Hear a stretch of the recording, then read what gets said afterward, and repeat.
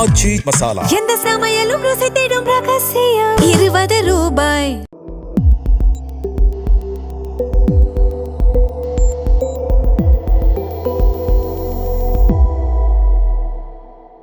தமிழ் தடம் நேயர்களுக்கு வணக்கம். இன்றைய நேர்காணலில் நம்மோடு இணைந்திருப்பவர் ஊடகவியலாளர் திரு கபிரியல் தேவதாஸ் அவர்கள். சார் வணக்கம். வணக்கம். சார், இப்போ சமீப காலமாக பார்த்தீங்கன்னா தமிழகத்தில் பல்வேறு டிஸ்ட்ரிக்டில் நிறைய விவசாயிகள் ப்ரொட்டஸ்ட் பண்ணிகிட்டு இருக்காங்க. சில பேர் நாமம் போட்டு ப்ரொட்டஸ்ட் பண்ணுறாங்க, சில பேர் பிச்சை எடுத்து ப்ரொட்டஸ்ட் பண்ணிகிட்டு இருக்காங்க. ஆனால் எதற்காக அப்படின்னு பார்த்தோம்னா, விஜய் அவர்கள் மேனிஃபெஸ்டோ அப்போ பயிர்க்கடன் முழுமையாக ரத்து செய்வதாக சொல்லியிருந்தார். ஆனால் அவர் ஆட்சி பொறுப்பேற்றதுக்கு அப்புறமா அது அந்த மாதிரி ஒரு சூழ்நிலை ஏற்படலை. ஸோ இதனால் எங்களுக்கு முழுமையாக பயிர்க்கடன் ரத்து செஞ்சுதாங்க அப்படின்ற மாதிரி நிறைய பேர் ப்ரொட்டஸ்ட் பண்ணிட்டு இருக்காங்க. இது எப்படி பார்க்குறீங்க? அதான் இப்போ நம்ம தாவேக்கா எலெக்ஷனில் ஜெயிச்சதுக்கப்புறம் தாவேக்கா மேலே நிறைய விமர்சனங்கள்லாம் நம்ம வச்சுட்டு வரோம். செயல்பாடுகள், இங்கே இருக்க பிரச்சனைகள்லாம் பேசிகிட்டு இருக்கோம். சில நண்பர்கள் கமெண்ட் பண்ணுறாங்க, தாவேக்காவோட தோல்விகளை பற்றி மட்டுமே நீங்கள் பேசிகிட்டு இருக்கீங்க, அவங்க செய்த தவறுகளை பற்றி மட்டுமே பேசிகிட்டு இருக்கீங்க. அவங்க பதவி ஏற்றதுக்கப்புறம் நிறைய நல்ல விஷயங்களும் பண்ணியிருக்காங்க. குறிப்பாக விவசாயிகளோட பயிர்க்கடன்லாம் அவங்க தள்ளுபடி பண்ணியிருக்காங்க. நீங்கள் அதெல்லாம் மறைக்கிறீங்க, அதை பற்றிலாம் பேச மாட்டேங்கிறீங்க அப்படின்ற மாதிரி நம்ம மேலே சில பேர் குற்றச்சாட்டுகளை முன்வைத்தாங்க. ஸோ அதான் என்ன யோசிச்சோன்னா, ரைட், நம்ம தாவேக்காவோட இந்த நடவடிக்கையை பற்றி நம்ம பேசுவோம். பயிர்க்கடனை அவங்க தள்ளுபடி பண்ணியிருக்காங்க, அதை பற்றியும் பேசுவோம்.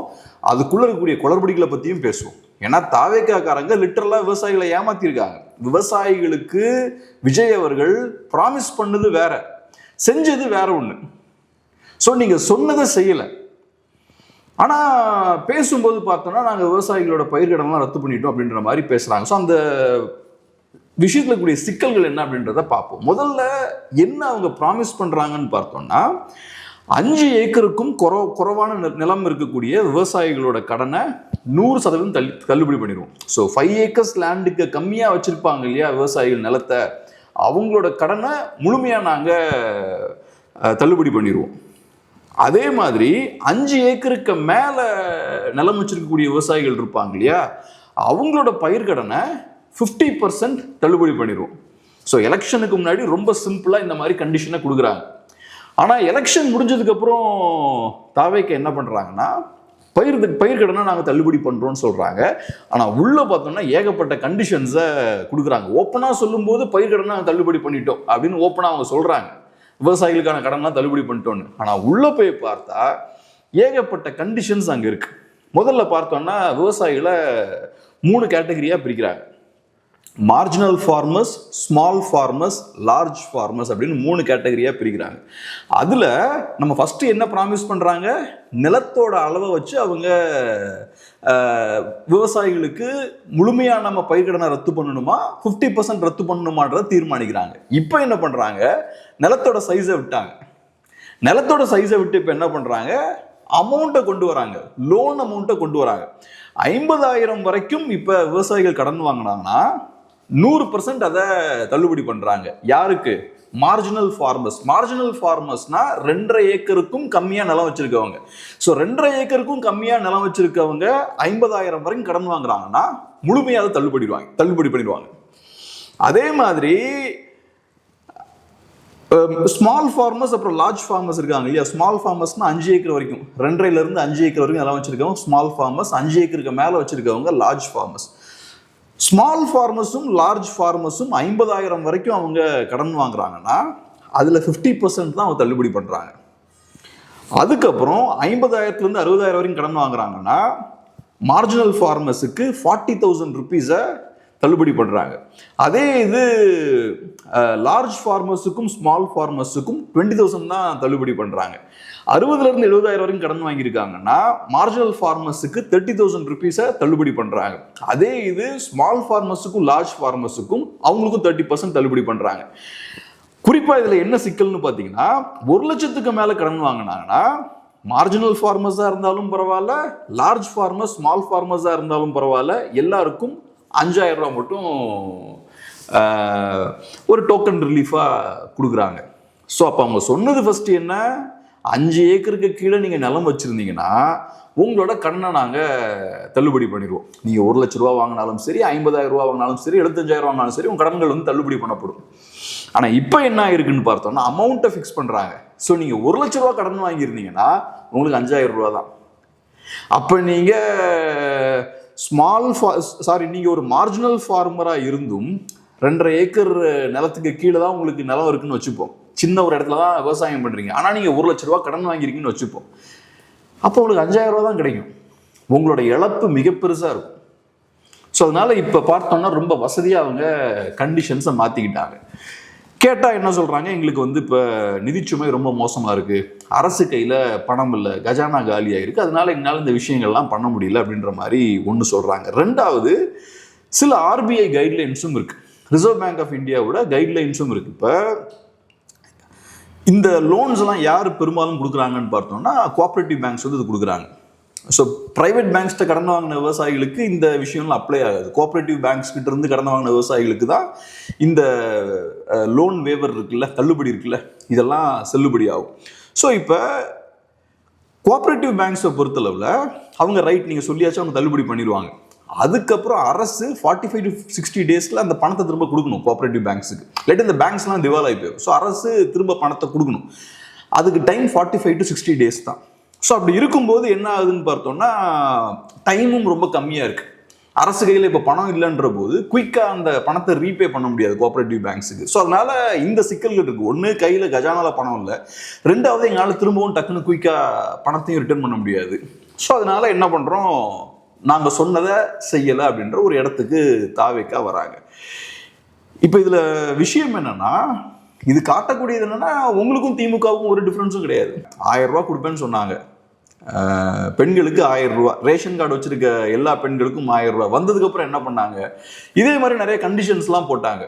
ஒரு முக்கியமான கண்டிஷன் என்னன்னா, ஏதோ 2 லட்சமோ 2.25 லட்சமோ ஆனுவல் இன்கம் இருக்கக்கூடிய குடும்பங்களுக்கு இது கொடுக்க மாட்டோம்னாங்க. அதே மாதிரி குறிப்பிட்ட அளவுக்கு நிலம் இருக்கக்கூடிய குடும்பத்துக்கும் இதை கொடுக்க மாட்டோம். அப்புறம் எலக்ட்ரிசிட்டி இவ்வளவு பயன்படுத்தக்கூடிய குடும்பத்துக்கு நான் கொடுக்க மாட்டோம். இப்படி ஏகப்பட்ட கண்டிஷன்ஸை கொண்டு வந்தாங்க. அதனால திமுகவுக்கு அது பேக் ஃபயர் ஆச்சு. சொல்லப்படுற விஷயம் என்னன்னா, திமுக 1000 ரூபா கொடுப்போம்னு சொல்லிட்டு கொஞ்சம் பேருக்கு கொடுத்துட்டு கொஞ்சம் பேருக்கு கொடுக்காம விட்டாங்க இல்லையா, அது திமுகவுக்கு எலெக்ஷன்ல பேக் ஃபயர் ஆயிடுச்சுன்றாங்க. மக்கள் கோவப்பட்டாங்க. அதனால இவங்களுக்கு கொடுப்பீங்க எனக்கு கொடுக்க மாட்டீங்கன்னு சொல்லி திமுகவுக்கு எதிராக ஓட்டு போட்டாங்க. அவங்கெல்லாம் திமுக காரங்களும் எதிராக போட்டாங்கன்னு சொல்றாங்க நிறைய பேர். ஸோ இப்ப ஏறக்குறைய அந்த விஷயத்தை தான் இப்ப விஜய் அவர்களும் பண்றாரு.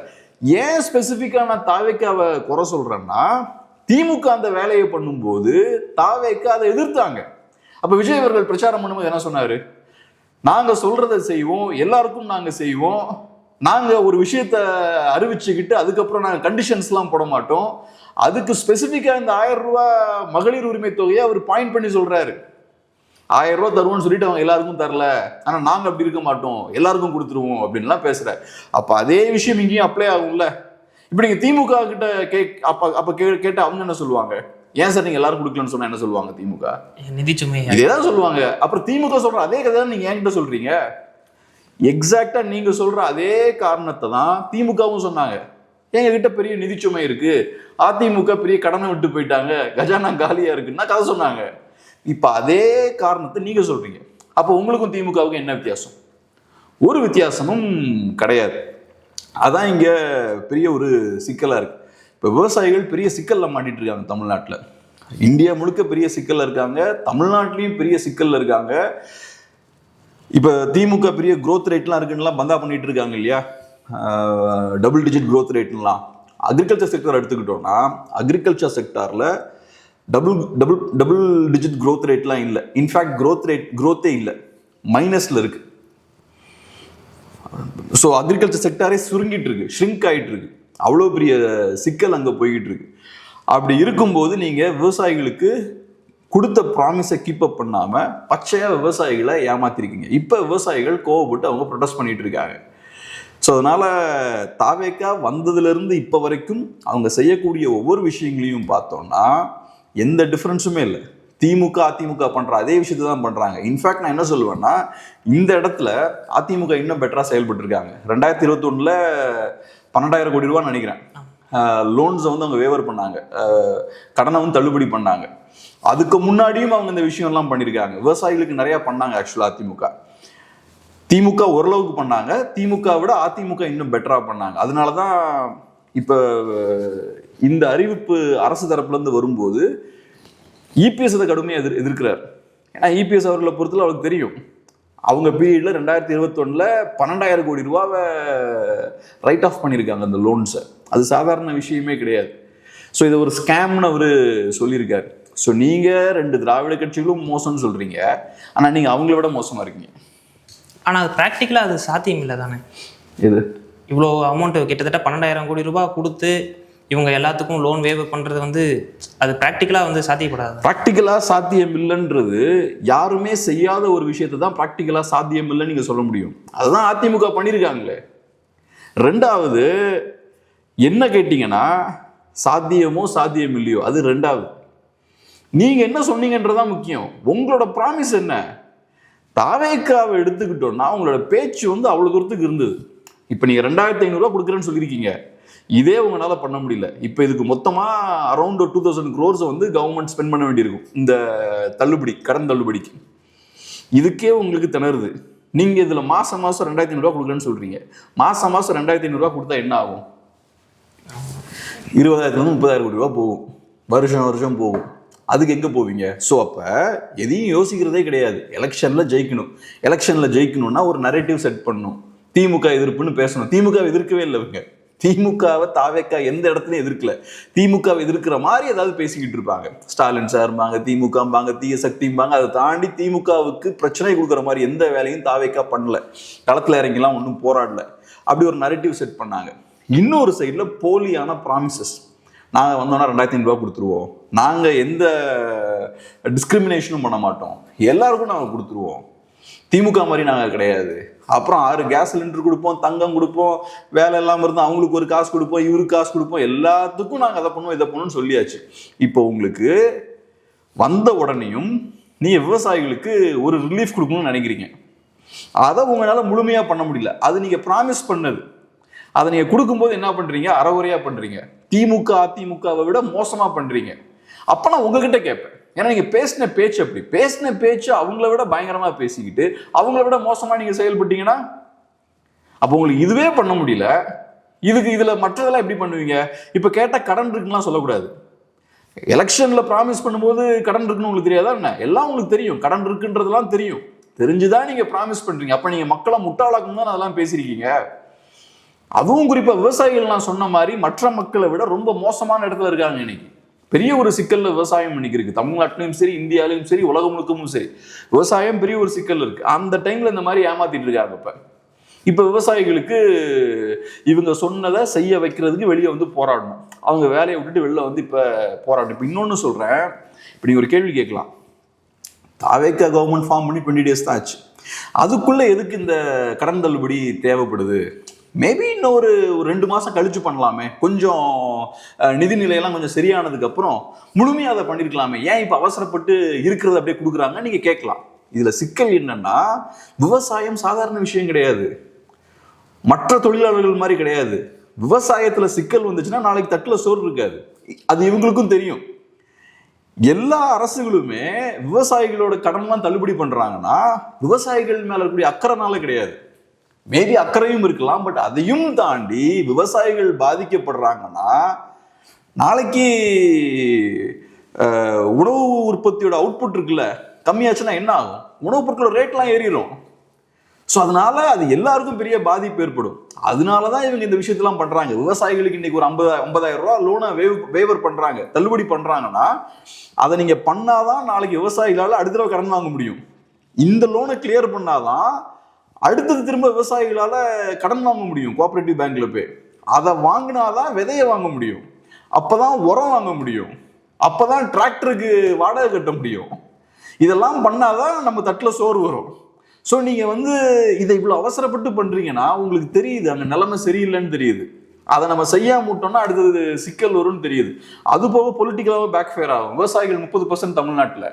ஸோ நீங்க அவங்க விஷயத்துல கோட்டை விட்டீங்கன்னா அது ஒன்று ஃபுட் சப்ளையை டிஸ்டர்ப் பண்ணும், ரெண்டாவது வெளியே போராடுவாங்க, பெரிய அதிருப்தி ஏற்படும். அதிருப்தி ஏற்பட்டுச்சுன்னா உங்களுக்கு ஓட்டும் அடிவாங்க. ஸோ அதனால வந்த உடனே வேலையை என்ன பண்றீங்க? விவசாயிகளுக்கு ஒரு ரிலீஃபை நீங்க அனௌன்ஸ் பண்றீங்க. ஆனால் நீங்க முழுமையாக அனௌன்ஸ் பண்ணல, முழுமையாக அதை செய்யலை. ஸோ அதனால எனக்கு புரியுது, கவர்மெண்ட்டுக்கு நிறைய கடன் இருக்கு, நிறைய விஷயங்கள் செய்ய முடியாது. இப்பவே நீங்க அதெல்லாம் சொன்னது எல்லாத்தையுமே நீங்க செஞ்சீங்கன்னா, விவசாயிகளுக்கு என்னெல்லாம் செய்வேன்னு சொன்னீங்களோ அதை செஞ்சீங்கன்னா, அதாவது இப்ப இந்த 5 ஏக்கருக்கு கீழே இருக்கவங்களுக்கு 100% நாங்க தள்ளுபடி பண்ணுவோம், 5 ஏக்கருக்கு மேல இருக்கவங்களுக்கு 50% தள்ளுபடி பண்ணுவோம், அதெல்லாம் நீங்க செஞ்சீங்கன்னா இன்னும் நிறைய பணம் செலவாகும். அப்படி செலவாச்சுன்னா இருக்கக்கூடிய எக்ஸிஸ்டிங் ஸ்கீம்ஸ்லாம் இருக்குல்ல, அதை உங்களால தொடர முடியாது. ஆனா இந்த உண்மை நீங்க அப்பெல்லாம் சொல்லியிருக்கணும். மாற்று சக்தின்றீங்க, மாற்று அரசியல்ன்றீங்க, தூய சக்தின்றீங்க, அதுன்றீங்க, இதுன்றீங்க, கடைசியில இந்த இடத்துல வந்து நிக்கிறீங்க. விவசாயிகளை ஏமாத்தியாச்சு. விவசாயிகள் இப்ப ப்ரொடெஸ்ட் பண்றாங்க. நான் சொல்றேன், இது ஸ்டார்டிங் தான். இன்னும் நிறைய விஷயங்கள் இதே மாதிரி நடக்கும். இன்னும் நிறைய பேர் வெளில வருவாங்க. இப்ப விவசாயிகளுக்கு சொன்னதை செய்ய முடியலன்னு என்ன சொல்றீங்க? கையில பணம் இல்லை. அப்ப இதே ரூல் ஃபியூச்சர்லயும் அப்ளை ஆகும். ஆனா இதுல இருந்து கம்பேக் கொடுப்பாங்களா தாவேக? யாரு இதுல இருந்து வந்து இந்த கடன் சுமையில எல்லாமே எல்லா ஸ்கீமும் நடத்த வாய்ப்பு இருக்கு. ஆனா அதுக்கான வாய்ப்பே இல்லை கொஞ்சம் கூட. இப்ப கடன்ல இருந்து மீண்டோம்னா என்ன பண்ணணும்னு நினைக்கிறீங்க? ரெவன்யூ ஜாஸ்தி பண்ணணும். ரெவன்யூ ஜாஸ்தி பண்ணணும். அப்போ growth வந்து இன்க்ரீஸ் பண்ணும். அது உடனே இன்னைக்கு நாளைக்குலாம் நடக்காது. ஸோ இப்போ ஸ்டாலின் பீரியடில் 10% ஜிடிபி growth, 11% ஜிடிபி growthனாங்க. அதை 15-16% நீங்கள் இன்க்ரீஸ் பண்ணணும். அப்படி இன்க்ரீஸ் பண்ணிங்கன்னா டேக்ஸ் ரெவன்யூலாம் இன்க்ரீஸ் ஆகும். இல்லைன்னா என்ன பண்ணலாம்? வரி போடுவோம். இல்லாட்டி நீங்கள் வரி போடணும். டாஸ்மாகில் ரேட்டை இன்க்ரீஸ் பண்ணணும். அதான் நிறைய டாஸ்மாக் வேறு க்ளோஸ் பண்ணிட்டாங்க. ஆமாம் அதுவும் பேசி வச்சுருக்கீங்க. அங்கேயும் 10 ரூபா வாங்க மாட்டோம், எக்ஸ்ட்ராலாம் வாங்க மாட்டோம், அதுக்கு பேசினா கூட மட்டும் பத்தாது போதாதுன்னு நீங்கள் பாடியும் வச்சுருக்கீங்க. ஸோ அதனால எல்லாத்தையும் பேசியிருக்கீங்க. எனக்கு என்ன தோணுதுன்னா, ஜெயிக்க மாட்டோன்ற நம்பிக்கையில நிறைய பேசிட்டாங்கன்னு எனக்கு தோணுது. இது நடக்கிற விஷயங்கள்லாம் பார்க்கும்போது ஜெயிப்போன்ற அந்த நம்பிக்கை அவங்களுக்கு இருந்திருக்காதுன்னு நினைக்கிறேன். ஏன்னா ஏகப்பட்ட விஷயங்களை அடிச்சு விட்டுருக்காங்க. இப்போ 2500 rupeesலாம் சாதாரண விஷயமே கிடையாது. திமுகவும் அதிமுகவும் இப்போ அமைதியா இருக்காங்க. 1 வருஷம் ஆனதுக்கு அப்புறம் 2500 என்ன ஆச்சுன்னு கேட்பாங்க. 2 வருஷம் ஆனதுக்கு அப்புறம் டெய்லி அதை கேட்பாங்க. அப்புறம் லாஸ்ட் 1 year பார்த்தீங்கன்னா இந்த கவர்மெண்ட் தாக்கு பிடிக்குமே ஆனால் விட்டு வெளுத்து வாங்குவாங்க. ஒன்றும் இல்லை, நீட் எடுத்துக்கோங்க. திமுக சொன்னது ஒன்று, செய்தது ஒன்று. வந்தோடனே நீட் விலக்கு கையெழுத்து போடுவோம் நாங்கள். அது ஆக்சுவலாக அது பேக் ஃபயர் ஆனது காரணம் என்னன்னா, உதயநிதி ஸ்டாலின் அவர்கள் சாதாரணமாக சொல்லிட்டு போயிருந்தா பிரச்சனையும் வந்திருக்காரு. ஆனால் அவர் என்ன சொன்னார்னா, எங்ககிட்ட சீக்ரெட் இருக்குன்னாரு, வந்தோடனே முதல் கையெழுத்துனாரு. இப்படிலாம் பேசுனதுக்கப்புறம் 4 வருஷம் மக்கள் கேட்டாங்க. மேபி மெயின் ஸ்ட்ரீம் மீடியாவில் அதை கேட்டிருக்க மாட்டாங்க. ஆனால் ஊடகங்கள், இண்டிவிஜுவல் இன்ஃப்ளூயன்சர்ஸ், மக்கள் சோசியல் மீடியாவில் கேட்டுட்டே தான் இருந்தாங்க. அதே தான் இங்கேயும். நீங்கள் என்ன டோனில் பேசுகிறீங்க, என்ன ஸ்டைலில் கேட்குறீங்க, நக்கலாக பேசுகிறீங்களா, அதெல்லாம் ரொம்ப அவசியம், ரொம்ப இம்பார்ட்டண்ட். அதெல்லாம் அரசியலில். ஸோ நீங்கள் 2500 ரூபா கொடுப்பேன்னு சொல்லியிருக்கீங்க. திமுகவை விமர்சனமும் பண்ணியிருக்கீங்க. அவங்கள மாதிரிலாம் நாங்கள் பண்ண மாட்டோம், 1000 ரூபா கொடுப்போம்னு சொன்னால் எல்லாருக்கும் கொடுப்போம், அதுக்கப்புறம் அந்த கண்டிஷன்ஸ்லாம் கொண்டு வர மாட்டோம். இந்த பணம் ஒன்றும் திமுக பேக்கெட்ல இருந்து வரல, அரசு பேக்கெட்ல இருந்து வருது, இதெல்லாம் பேசியிருக்கீங்க. அப்போ நீங்கள் செய்யணும். ஆனால் திமுகவுக்கு இருந்த சிக்கலை விட உங்களுக்கு அதிகமான சிக்கல் இருக்கு. அந்த சிக்கல்கள்லாம் இருக்குன்னு உங்களுக்கும் நல்லா தெரியும். தெரிஞ்சுதான் நீங்கள் அதெல்லாம் சொன்னீங்க. ஸோ அப்போ நீங்கள் பொய் சொல்றீங்க. இதில் முக்கியமாக நம்ம புரிஞ்சிக்க வேண்டிய விஷயம் என்னன்னா, சொன்னதை நீங்கள் செய்யலைங்க. நீங்கள் சொன்னது வேற ஒன்று சொல்றீங்க, ஆனால் செஞ்சது பார்த்தீங்கன்னா விவசாய கடனை முழுமையெல்லாம் நீங்கள் தள்ளுபடி பண்ணல. 50,000 ரூபாய்க்கு கம்மியாக கடன் வாங்கினவங்களுக்கு மட்டும்தான் முழுமையாக நீங்கள் தள்ளுபடி பண்ணியிருக்கீங்க. அதுவும் மார்ஜினல் ஃபார்மர்ஸ், 2.5 ஏக்கர் நிலத்துக்கு ஏக்கருக்கு கீழே நிலம் வச்சிருக்கவங்களுக்கு மட்டும்தான். 50,000 ரூபாய் கடன் வாங்கின ஒருத்தருக்கு 5 ஏக்கர் நிலம் தான் அது அப்ளை ஆகாது. 50% தான். டோட்டல் ஃபார்மர்ஸ் வந்து கிட்டத்தட்ட 16 லட்சம் பேர் கடன் வாங்கியிருக்காங்களா சொல்கிறாங்க. இதில் மொத்தமாக கடன் அடைக்கணும்னு கிட்டத்தட்ட 15,000 கோடி வந்து செலவாகும். இதில் ஒரு 2% கூட இல்லையே, ஒரு 10%, 2,000 கோடி தான் ஒதுக்கியிருக்காங்க இதுக்கு. அவங்க சொன்னதுனா வந்து 15,000 கோடி வந்து ஒதுக்க வேண்டிய சூழ்நிலையில் இவங்க வெறும் 2,000 கோடி தான் ஒதுக்கியிருக்காங்க. ஸோ இது வந்து கம்ப்ளீட்டாக இது வந்து யாருக்குமே பயனளிக்காது அப்படிங்கிற மாதிரி தானே இருக்குது. பயனளிக்காதுன்னு நான் சொல்ல மாட்டேன். அரௌண்ட் ஒரு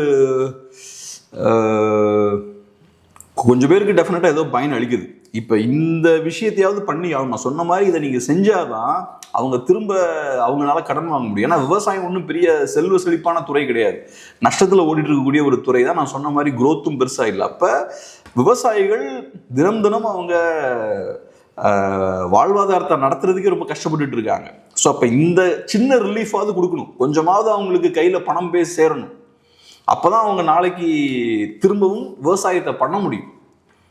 ஸோ இதை அவங்க கொடுக்குறாங்கன்னா விவசாயிகள் தொழிலை விட்டு ஓடிடக்கூடாது. ஸோ ஏதோ ஒன்று கொடுத்து அவங்கள உள்ள உட்கார வச்சிருக்கணும். அதுக்காக தான் கொடுக்குறாங்க. இது தாவேக்காவை மட்டும் நான் சொல்லலை, மற்றபடியும் அப்படிதான். விவசாயிகளுக்கு இப்படி இப்போ பெரிய பெரிய முதலாளிகளுக்கு இதே மாதிரி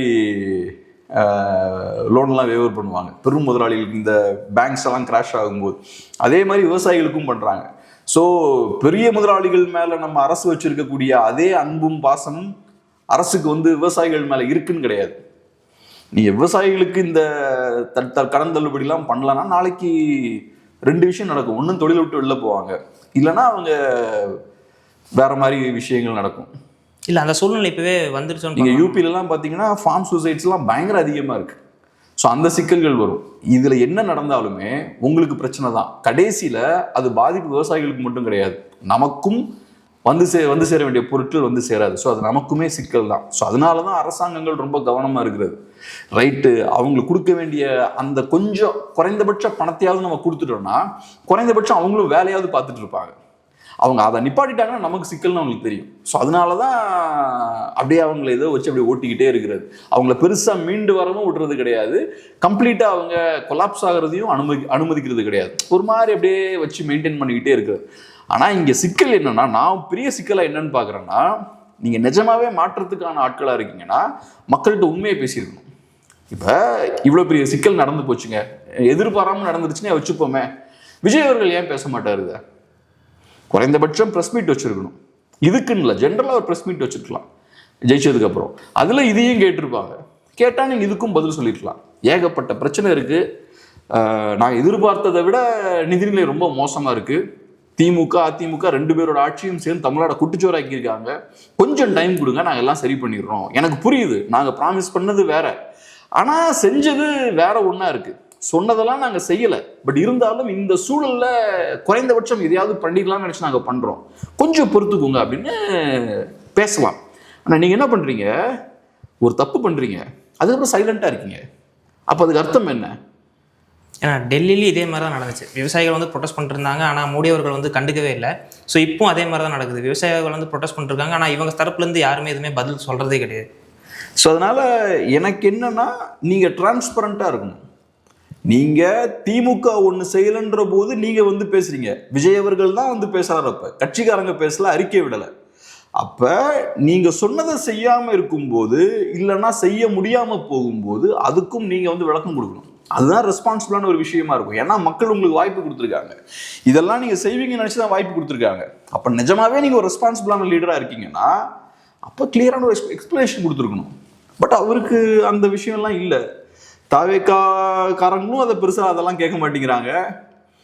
விஜய் அவர்களும் பரவாயில்ல பார்த்துக்கலாம், சைலண்ட்டாகவே இருப்போம்னு அவரும் இருக்காரு.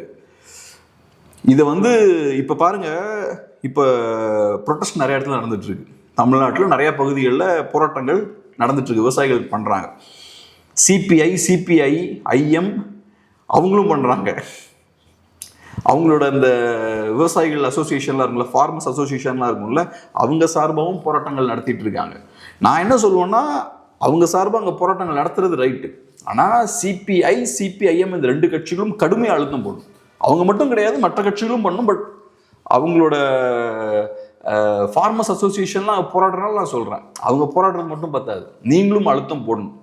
அப்புறம் முக்கியமாக எனக்கு என்னென்னா, ஒரு பொய்யை சொல்லிட்டு தப்பிச்சு போயிடலான்ற சூழல் தமிழ்நாட்டில் இருக்கக்கூடாது. திமுகவும் அதிமுகவும் அதான் பண்ணிட்டு இருக்காங்க. எப்பவும் பார்த்தீங்கன்னா நீட்டுக்கு விலக்கு வாங்கிடுவோம், அதை பண்ணிடுவோம், இதை பண்ணிடுவோம், கடைசியில் எதுவும் பண்ண மாட்டாங்க. நம்மளும் கண்டுக்கிறது கிடையாது. அது இருக்கக்கூடாது. ஒரு பொய் சொன்னால் மக்கள் நாளைக்கு கேள்வி கேட்கணும், ஏன் இதை ப்ராமிஸ் பண்ணீங்க, ஏன் செய்யலை? அப்போ ஓட்டு வாங்குறதுக்காக பொய் சொன்னீங்களா? ஓட்டு வாங்குறதுக்காக பொய் சொன்னீங்கன்னா இனிமேல் உங்களுக்கு ஓட்டு கிடையாது. ஏன்னா அதுக்காக தான் விஜய் அவர்களே மாற்ற தேர்ந்தெடுத்தாங்க. இவங்க போய் சொல்லிட்டு இருந்ததுனால தான் வேற ஆப்ஷன் இல்லை. இவர் வந்த உடனே இவர் மேலே நம்பிக்கை வச்சு இவர் வந்தால் எல்லாம் செய்வாங்க அப்படின்ற மாதிரி நம்பி தான் இவர் ஓட்டு போட்டார். குறைந்தபட்சம் இந்த டீசென்சியாவது வேணும். ஒன்று செய்ய முடியலன்னா விளக்கமாவது கொடுக்கணும். அதுவும் பண்ண மாட்டேன்னா நீங்கள் பொய் சொன்னது மட்டும் இல்லை, அதுக்கப்புறம் திமிராவும் இருக்கீங்கன்னு அர்த்தம்.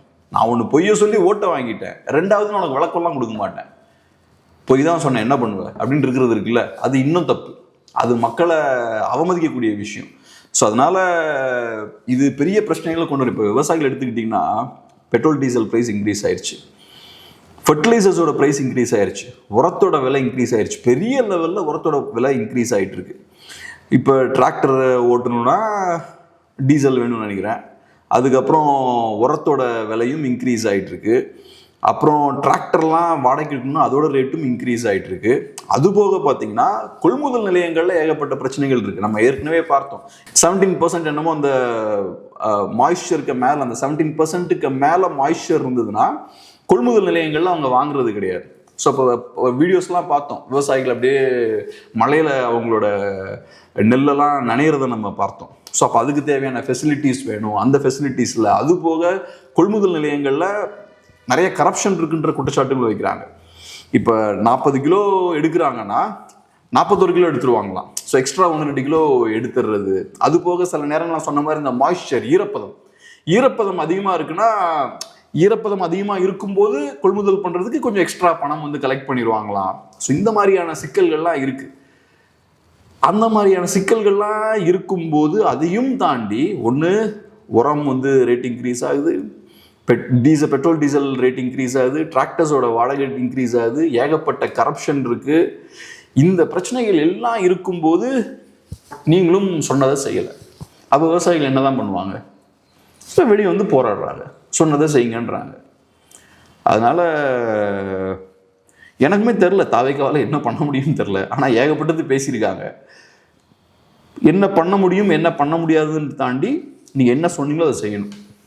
ஆனால் செய்கிறதுக்கான சாத்தியமே கிடையாது. அதுக்கு நம்ம என்ன பண்ண முடியும்? அவங்க தானே சொல்லியிருக்காங்க. நம்ம சுட்டி காட்ட முடியும். நம்ம அப்போவே சுட்டி காட்டணும். இவங்க சொன்னதெல்லாம் செய்ய போகிறதில்லன்னு சொன்னோம்.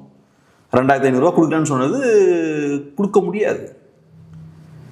அது போக தமிழ்நாடு ஃபுல்லாக பஸ் ஃப்ரீ. ஆமாம், நீங்கள் சொன்ன எல்லா ப்ராமிசஸையுமே நிறைவேற்ற முடியாது. அதுக்கு வந்து அப்படியே வானத்திலேருந்து பணம் வந்து கொட்டிக்கிட்டே இருக்கணும், அப்போ தான் பண்ண முடியும்.